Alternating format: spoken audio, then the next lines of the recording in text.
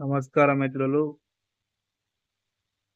ఇప్పుడు మనం ఒక విషయం గురించి విశ్లేషణ చేసుకుందాం. ముఖ్యమంత్రి గారు ఇటీవల నిరుద్యోగుల గురించి సంచలన వ్యాఖ్యలు చేశారు. ఏమిటంటే, మీకు సర్టిఫికేట్లు ఉన్నాయని కాదు, దాని తగ్గట్టు టాలెంట్ ఉండాలి, పరిజ్ఞానం ఉండాలంటారు. మరి ఏళ్ళ తరబడి కోచింగ్లు ఇస్తూనే అన్ని రకాల పరిజ్ఞానాలు సాధించి మనం ఉద్యోగాల కోసం మనం రాష్ట్రానికి రా వస్తున్న పరీక్షలే క్యాన్సిల్ చేపిస్తారు.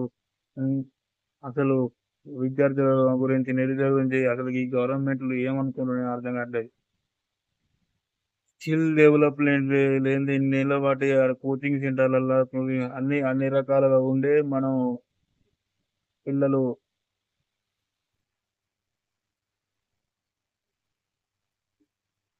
జాబ్‌లకు అప్లై చేయడం, దానికి తగ్గట్టు కోచింగ్ తీసుకోవడం లాంటివి జరుగుతున్నాయి. ఆ నైపుణ్యం ఉన్నది కాబట్టి వాళ్ళు తన ఎగ్జామ్‌లో క్వాలిఫై అయ్యారు.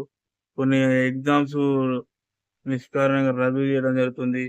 అసలు పేపర్‌లు లీకేజీలు, ఆహ్,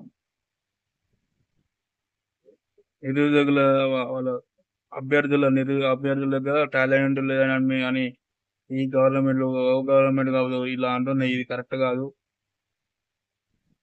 నేను చెప్పేదేంటంటే, స్కిల్స్ లేని ఇంతమంది ఒక హైదరాబాద్ నగరంలో ఎన్నో కోచింగ్ సెంటర్‌లు ఎంతమంది ఆ!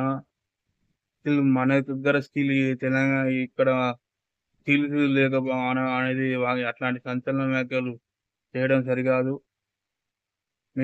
మీరేదో మంచిగా చేస్తారని మిమ్మల్ని ముఖ్యమంత్రి కావాలని మేము కోరుకుంటే, మీరు ఇలా నిరుద్యోగుల మీ పట్ల ఇలా నిరుద్యోగుల పట్ల ఇలా మాట్లాడడం కరెక్ట్ కాదండి. ఎందుకంటే, వాళ్ళు అన్ని రకాల స్కిల్స్ ఉంటే మన ఎప్పుడు కోచింగ్ పడతదా రాదా అని చూస్తుర్రు. హ్మ్.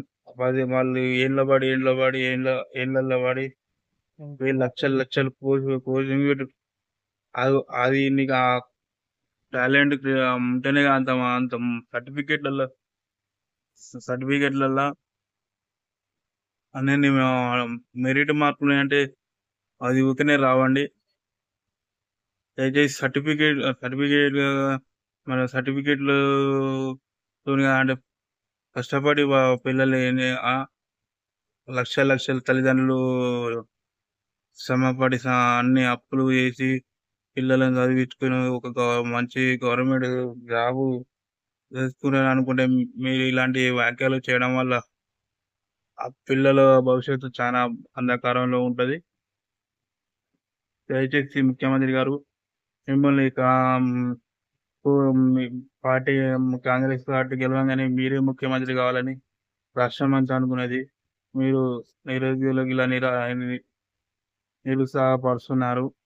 మన ఇక్కడ హైదరాబాద్‌లో ఎన్నో రకాల హ్మ్. చానా స్కిల్స్ ఉన్న పిల్లలు ఉన్నారు. దయచేసి వాళ్ళకు